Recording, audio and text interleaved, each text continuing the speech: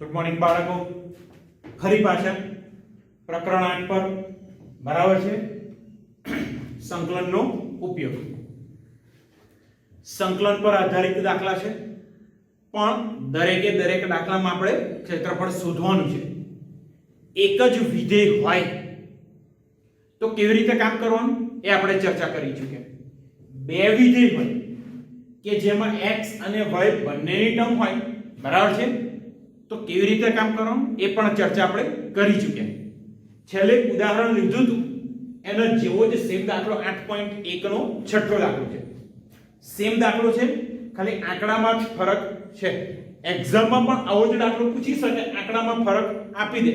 જેમ કે અહીંયા આગળ વર્તુળ x² + y² બરાબર 4 છે. એક્ઝામમાં x² + y² બરાબર 8 આપે, 16 આપે, બરાબર કોઈ પણ આપે. x બરાબર વર્ગમૂળમાં 3y આવું કંઈક છે, એની જગ્યાએ 2y 3y કોઈ પણ આંકડામાં ચેન્જ કરીને રકમ તમને આપી શકે. બરાબર છે, એ વસ્તુ આવડવી જોઈએ. સેમ દાખલો છે, ચાલો સ્ટાર્ટ કરીએ. અહીંયા આગળ છે વર્તુળ x² + y² બરાબર 4. વર્તુળ કયું છે? x નો વર્ગ + y નો વર્ગ બરાબર 4. કદાચ જોઈને આઈડિયા આવી ગયો હશે કે આ પ્રમાણિત સમીકરણ છે, એટલે કે એનું કેન્દ્ર હંમેશા 0 0 થશે અને ત્રિજ્યા r² બરાબર 4. r² બરાબર 4 એટલે r બરાબર ત્રિજ્યા કેટલી આવશે? 2. અને આગળ ઇક્વેશન આપ્યું છે રેખા x બરાબર વર્ગમૂળમાં 3y. બરાબર છે, આ સમીકરણ કોનું છે? રેખાનું એવું સ્પષ્ટ લખેલું છે. અને x અક્ષ ત્રણ વસ્તુ છે, એક તો વર્તુળ, બીજું રેખા અને ત્રીજું x અક્ષ. આ ત્રણેય દ્વારા આવૃત પ્રદેશનું ક્ષેત્રફળ શોધવાનું છે. પણ મહત્વનું આવું છે કે બરાબર છે, પ્રથમ ચરણમાં જે આવૃત પ્રદેશ છે એનું જે ક્ષેત્રફળ શોધવાનું છે. ચાલો કેવી રીતે કામ થશે જોઈ લઈએ. એ પહેલા હું ઇન્ફોર્મેશન લખી દઉં બધી વર્તુળ અને રેખા જોતા રહેજો. તો અહીં x નો વર્ગ + y નો વર્ગ બરાબર 4 અને એક નંબર આપી દઉં. બરાબર છે, શું દર્શાવે છે? વર્તુળ. આ બધાને ખબર છે, વર્તુળ દર્શાવે છે. બરાબર છે, આનું કેન્દ્ર અહીંયા આગળ લખી દઉં, જેનું કેન્દ્ર 0 0 તથા ત્રિજ્યા r બરાબર 2 એકમ છે. ત્રિજ્યા 2 એકમ આપેલી છે, કેન્દ્ર 0 0 આપેલું છે. બરાબર છે. હવે આગળ વાત આવી રેખાની, તથા એને સમીકરણ નંબર 2 કહી દઈશ. તથા x બરાબર વર્ગમૂળમાં 3y સમીકરણ નંબર 2 શું દર્શાવે છે? રેખા દર્શાવે છે. અને ઓબ્વિયસ છે, જો રેખામાં અચળ પદ નથી, અચળ પદ છે જ નહીં, તો આ રેખા ઉગમ બિંદુમાંથી પસાર થશે. ઓબ્વિયસ છે, x ની જગ્યાએ 0 મૂકો, y ની જગ્યાએ 0 મૂકો, તો 0 = 0 મતલબ ઉગમ બિંદુ 0 0 એ સમીકરણનું સમાધાન કરે છે. તો આપણે અહીંયા લખી શકીએ કે જે O00 માંથી પસાર થાય છે. તો અહીંયા લખીએ જે O00 માંથી પસાર થાય છે. હવે કદાચ ખ્યાલ હોય તો આપણે શું કામ કરતા હતા? અહીંયા સમીકરણ 1 અને 2 નું છેદ બિંદુ શોધતા હતા અને ત્યારબાદ આપણે પ્રદેશ નક્કી કરતા હતા. તો અહીંયા સમીકરણ 1 અને 2 નો ઉપયોગ કરીએ અને છેદ બિંદુ શોધી લઈએ. તો સમીકરણ 1 અને 2 પરથી ચાલો પહેલું સમીકરણ અહીંયા લખી દઉં, x નો વર્ગ + y નો વર્ગ બરાબર 4. અને બીજું સમીકરણ છે આપણી જોડે x બરાબર વર્ગમૂળમાં 3y. ચાલો અહીંયા આગળ x ની જગ્યાએ મૂકી દઉં વર્ગમૂળમાં 3y. તો અહીંયા આગળ લખી દઉં therefore √3y² + y² = 4. √3y નો વર્ગ એટલે થશે અહીંયા આગળ 3y² + y² = 4. 3y² + y² 4y². અહીંયા આગળ મેં લખી દીધા 4 વખત y નો વર્ગ બરાબર 4 4 4 કેન્સલ એટલે y² બરાબર 1 ઇમ્પ્લાઇઝ y બરાબર વર્ગમૂળ લો તો પ્લસ ઓર માઈનસ 1 y ની કિંમત આપણને મળી ગઈ પ્લસ ઓર માઈનસ 1 વાત આવી હવે x ની તો સમીકરણ નંબર 2 ની અંદર y ની કિંમત મૂકી દઈએ તો આપણને x પણ મળી જશે જો અહીંયા આગળ જો લખી દઉં છું તો હવે y + or -1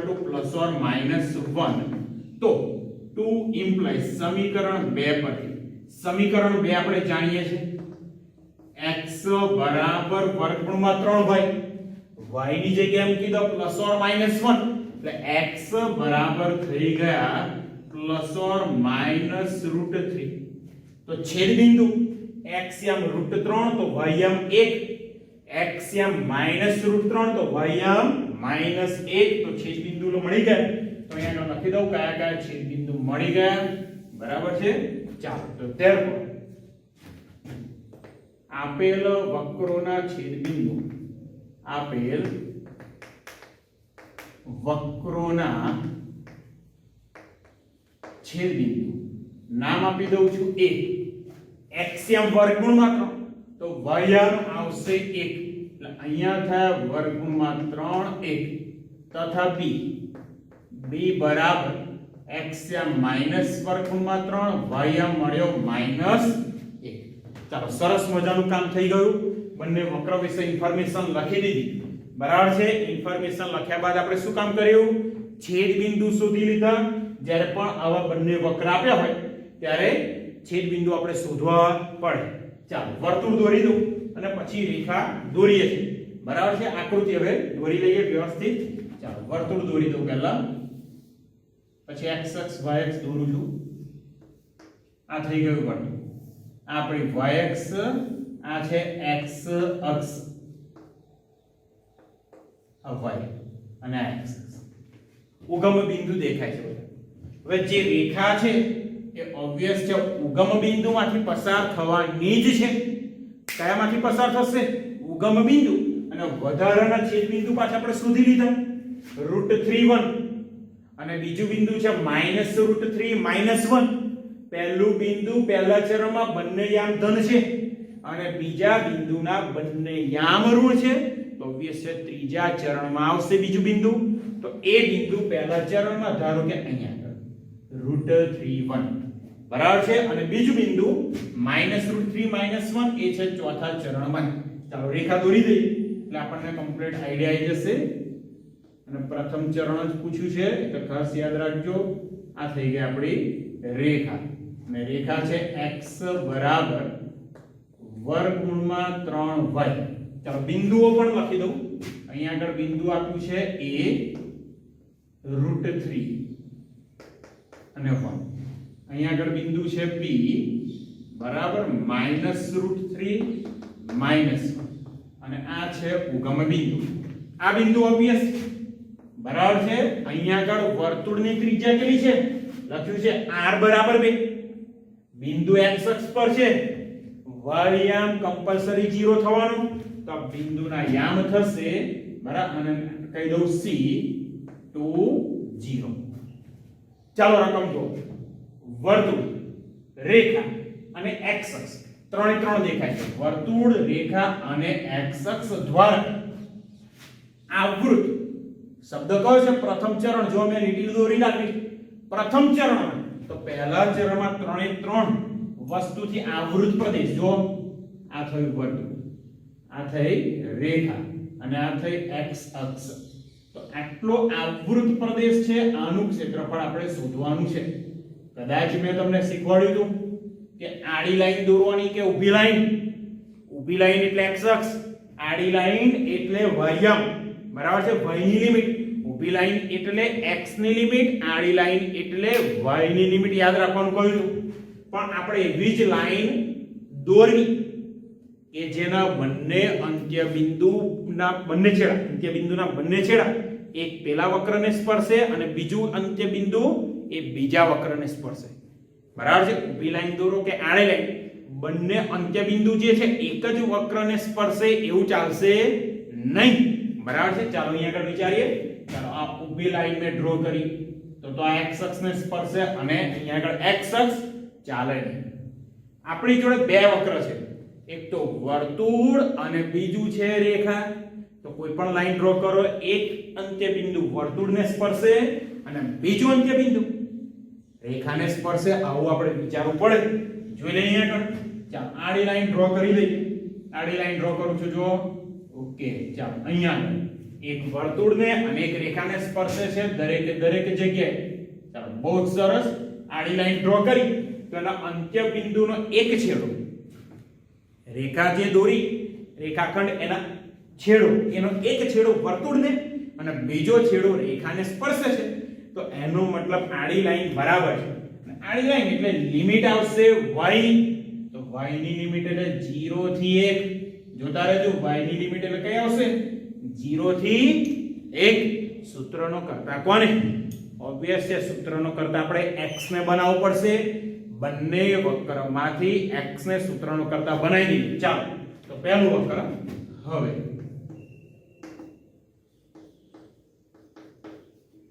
x નો વર્ગ વત્તા y નો વર્ગ બરાબર 4. x ને સૂત્રનો કર્તા બનાવીએ તો અહીંયા આગળ આવશે x નો વર્ગ બરાબર 4 ઓછા y નો વર્ગ.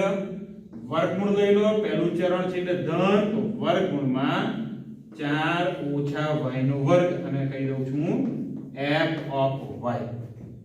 બીજા વક્રમાંથી x ને સૂત્રનો કર્તા તો અહીંયા આગળ લખી દઉં તથા બીજું વક્ર x બરાબર વર્ગમૂળમાં 3y અને નામ આપી દઉં છું g of y. ચાલો બંને વક્રમાંથી x ને સૂત્રનો કર્તા બનાવી દીધો એટલે ટર્મ મળી આપણને y. બંને વક્રમાંથી y ની ટર્મ આપણને મળી ગઈ. બરાબર છે. હવે આપણે આવી ગયા i ઉપર સીધું. લિમિટ કઈ છે? 0 થી 1 y ની લિમિટ. ધ્યાન રાખજો. હવે આગળ કામ કરીએ. i બરાબર છે. હવે તો બહુ જ થોડુંક જ રહ્યું છે, સેજ જોઈ. તો હવે i બરાબર લિમિટ આવશે 0 થી 1. અહીંયા આગળ મળે f of y minus g of y dy. બરાબર છે. ચાલો f of y અને g of y જે છે એ લખી દે. f of y વર્ગમૂળમાં 4 ઓછા y નો વર્ગ, g of y √3y. તો is equal to integration 0 થી 1 f of y વર્ગમૂળમાં 4 ઓછા y નો વર્ગ, વર્ગમૂળમાં 4 ઓછા y નો વર્ગ minus g of y. g of y એટલે આવશે √3y. √3y dy. શું રહ્યું? હવે સિમ્પલ સંકલન કરવાનું બાકી છે. વર્ગમૂળમાં a² - x² નું સૂત્ર x/2 વર્ગમૂળમાં a નું plus a² sin inverse x upon a. ચાલો આનું સંકલન માઈનસ √3 y નું સંકલન y²/2. ચાલો સંકલન કરી દઉં છું. અહીંયા આગળ પહેલું પદ આવશે x/2 એટલે અહીંયા મળ્યા y/2. વર્ગમૂળમાં a નું a, વર્ગમૂળમાં a નું a એટલે 4 - y² પ્લસ a²/2. a² એટલે 4/2 sin inverse x upon a એટલે y upon a. ચાલો પહેલી ટર્મ છે એનું સંકલન કરી દીધું. બીજી ટર્મ -√3 અને y નું સંકલન y²/2 અને લિમિટ છે આપણી જોડે 0 થી. ચાલો કિંમતો મૂકી દઈએ. લિમિટ આપણી જોડે 0 થી 1 છે. ચાલો y ની જગ્યાએ મેં મૂકી દીધા 1. તો અહીંયા પહેલી ટર્મ મળી 1/2. 4 ઓછા 1 એટલે મળ્યા વર્ગમૂળમાં 3. 4/2 થઈ ગયા 2. sin inverse 1/2. તો sin ઇન્વર્સ 1/2 માઈનસ y ની જગ્યાએ 1 એટલે કે √3/2. અપર લિમિટ મૂકી માઈનસ લોઅર લિમિટ y ની જગ્યાએ 0 તો પહેલી ટર્મ આખી 0 થઈ ગઈ.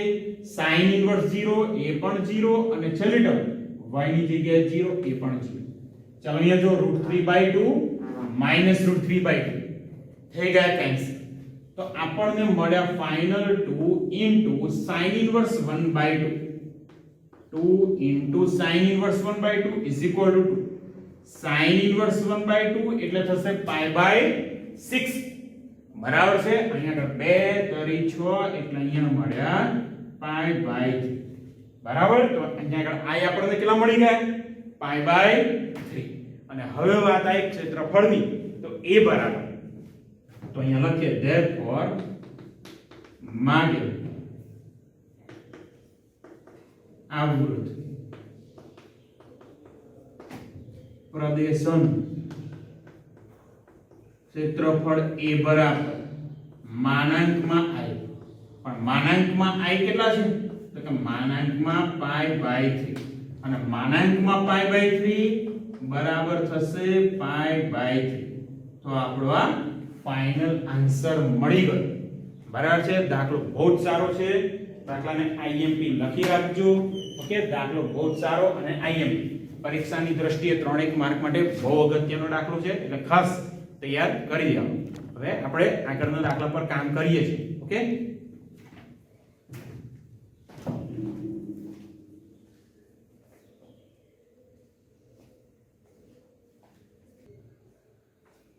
ચાલો બાળકો આગળનો બહુ જ સ્ટાન્ડર્ડ દાખલો છે 8.1 નો 8મો દાખલો. 7મો દાખલો હજુ બાકી રાખ્યો છે અને બહુ જ સ્ટાન્ડર્ડ દાખલો. લખવો હોય તો લખી રાખો મોસ્ટ IMP બરાબર છે. ચાલો રકમ કઈ છે રેખા x બરાબર a. x બરાબર a એટલે કેવી લાઈન આવશે તો કે ઊભી લાઈન y અક્ષ ને સમાંતર અથવા તો x અક્ષ ને લંબ બરાબર છે. આ ઊભી લાઈન આવવાની છે x બરાબર. બીજું કંઈક આપ્યું છે x બરાબર y². હવે તો જોઈ ખબર પડી ગઈ છે કે આ તો પરવલયનું સમીકરણ છે અને પ્રમાણિત સમીકરણ છે. પ્રમાણિત સમીકરણ એટલે એનું શીર્ષ અથવા તો શિરોબિંદુ 0 0 હોય તો આકાર કયો ચાલો નક્કી કરી લઈએ. આકાર y ની જગ્યાએ -y મૂકી દો. સમીકરણ કોઈ રીતે બદલાતું નથી તો x અક્ષ પ્રત્યે સમમિત અને આકાર કયો તો કે y² બરાબર પોઝિટિવ x છે તો આકાર આવશે c બરાબર છે. c આકાર અહીંયા આગળ આવવાનું છે એટલે આ પરવલય પણ આપણને ખ્યાલ આવી ગયો. અને x બરાબર 4 તો x બરાબર 4 એ પણ ઊભી રેખા આવશે એટલે કે y અક્ષને સમાંતર બરાબર છે. હવે જો રકમ x બરાબર a x બરાબર y² અને x બરાબર 4 વડે આવૃત પ્રદેશના ક્ષેત્રફળનું બે સમાન ભાગમાં વિભાજન કરે છે તો એ શોધવાનું છે.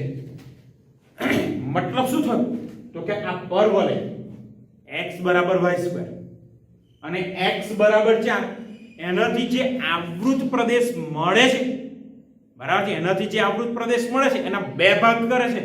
કોણ બે ભાગ કરે છે તો કે x બરાબર a અને બે ભાગ કેવા પાછા સમાન ક્ષેત્રફળ ધરાવતા બે ભાગ કરે છે બરાબર છે. તો આપણે a ની કિંમત શોધવાની છે. ચાલો સ્ટાર્ટ કરું. પહેલા ઇન્ફોર્મેશન અહીંયા બધી જ લખી લઈએ. તો અહીં x બરાબર y²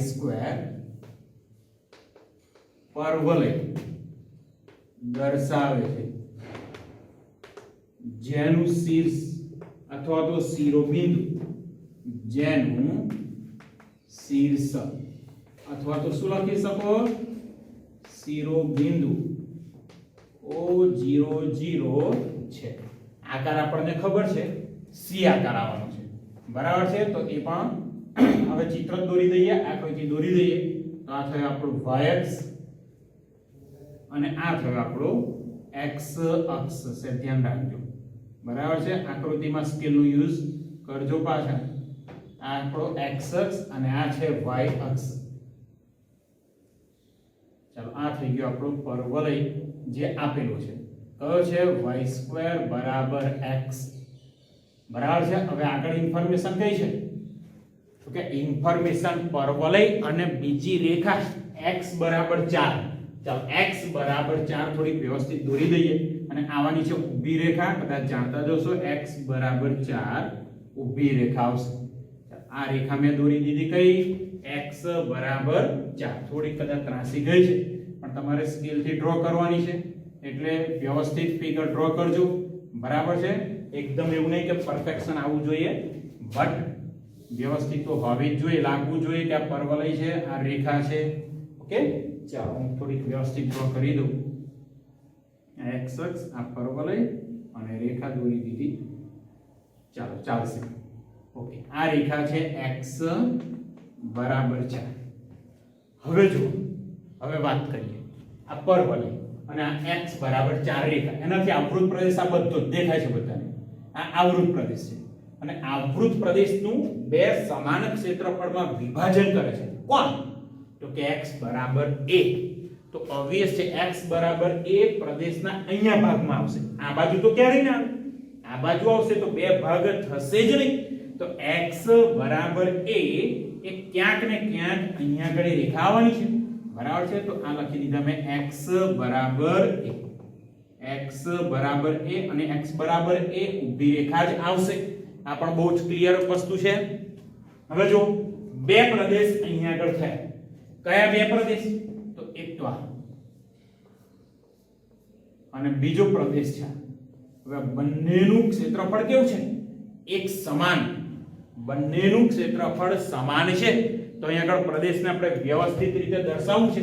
તો અહીંયા આગળ બિંદુ ડિફાઇન કરી દઉં. જો આ ઉગમ બિંદુ તો છે, આ બિંદુને નામ આપી દઉં a, અહીંયા આગળ b, આ c, અહીંયા d, આ e અને આ બિંદુ છે આપણું f.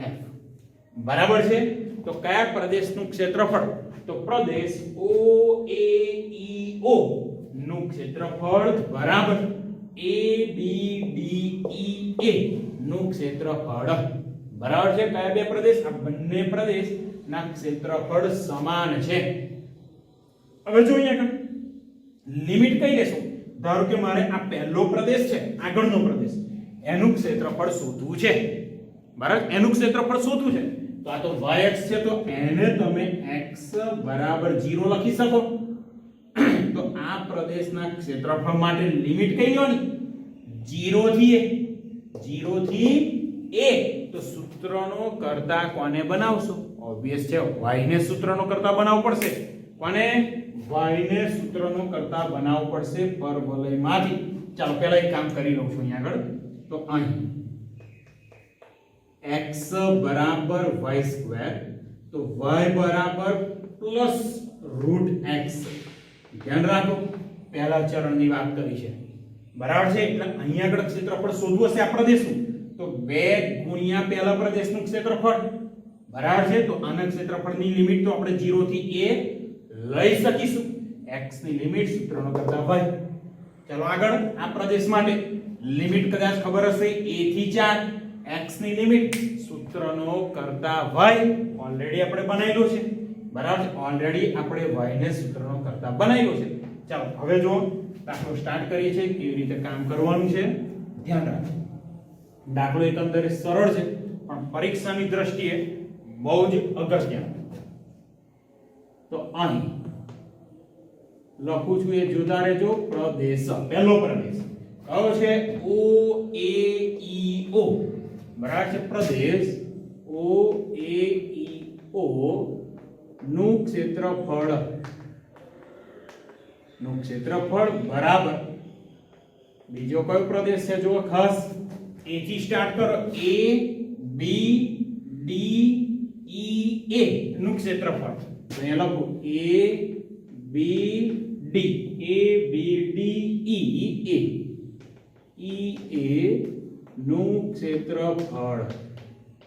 પણ આ બે આટલા પ્રદેશનું ક્ષેત્રફળ શોધો. તો આપણે અહીંયા શું લખ્યું? અહીંયા કહ્યું પહેલું ચરણ છે, બરાબર છે. y બરાબર પોઝિટિવ રૂટ x લીધા છે, તો આપણે આનું ક્ષેત્રફળ શોધી અને ડબલ કરવા પડશે. તો અહીંયા આગળ લખીએ therefore 2 ગુણ્યા કયો પ્રદેશ? હવે આના માટે 2 ગુણ્યા માત્ર આટલો પ્રદેશ OAFO નું ક્ષેત્રફળ. તો 2 ગુણ્યા પ્રદેશ OAFO નું ક્ષેત્રફળ બરાબર 2 ગુણ્યા અહીંયા આગળ કયો પ્રદેશ?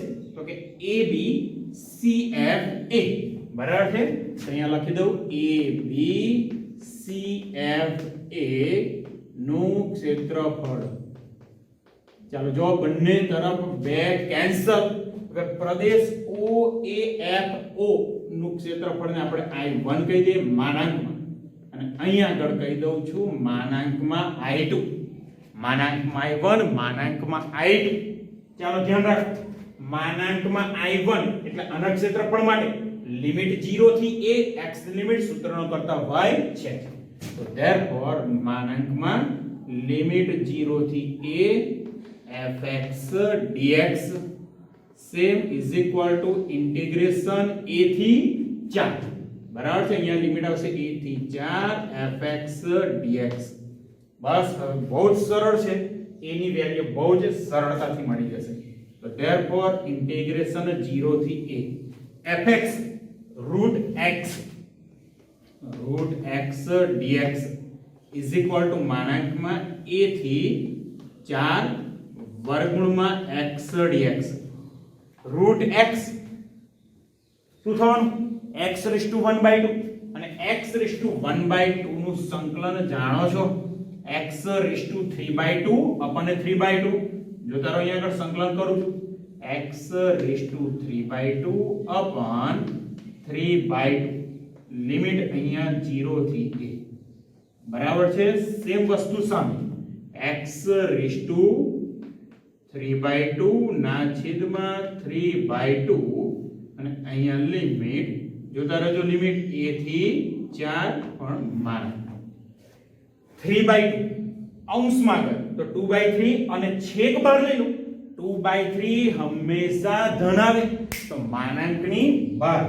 બરાબર છે, માનાંકની છેક બહાર લઈ જઈએ છે 2/3. ધ્યાન રાખજો. તો therefore અહીંયા આગળ મળ્યા 2/3, માનાંકમાં માત્ર મળ્યા x raised to 3/2 0 થી a. સામેની બાજુ 2/3 માનાંકમાં મળ્યા માત્ર x raised to 3/2 અને લિમિટ કઈ a થી 4. બરાબર છે, a થી 4 લિમિટ. બંને બાજુ જો 2/3 કેન્સલ. ચાલો લિમિટ મૂકી દો. હવે જો અહીંયા આગળ 0 કરતા a મોટો છે અને a કરતા 4 મોટો છે. બરાબર, અહીંયા આગળ બધા જ આંકડા ધન છે. ઓકે, એ પણ ધ્યાનમાં રાખજો. તો therefore માનાંકમાં upper limit a raised to 3/2 minus 0 raised to 3/2 એટલે 0. સામેની બાજુ માનાંકમાં 4 raised to 3/2 minus a raised to 3/2. હવે અહીંયા આગળ a raised to 3/2 એ તો ઓલરેડી ધન છે જ. બરાબર છે, તો અહીંયા માનાંક દૂર કરી દો તો ડાયરેક્ટ આપણને મળી શકે a raised to 3/2. અહીંયા 4 a કરતા મોટા છે તો અહીંયા માનાંક દૂર કરશો તો પણ આની આ જ ટર્મ રહેશે 4 raised to 3/2 minus a raised to 3/2 sorry a raised to 3/2. ચાલો minus a raised to 3/2 ને આ બાજુ લાવી દો તો થઈ ગયા પ્લસ, એટલે 2 times a raised to 3/2 is equal to 4 raised to 3/2. ચાલો આને સિમ્પ્લિફાઈ કરી દઈએ.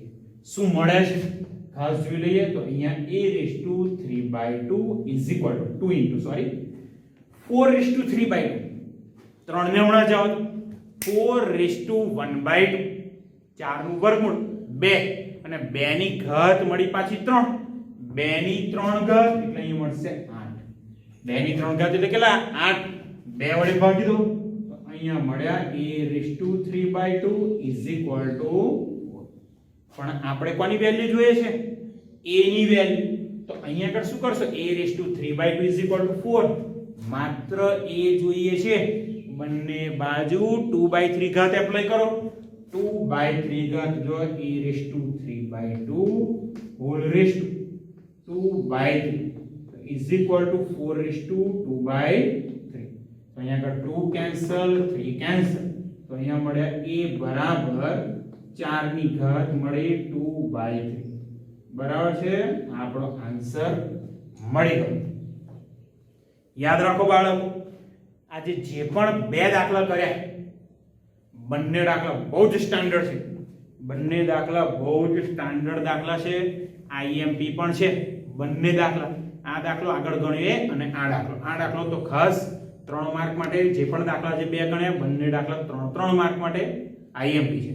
ઓકે, તો 2 વખત લખીને તૈયાર કરી દેજો. ઓકે, અહીંયા પૂરું કરીશું આપણે.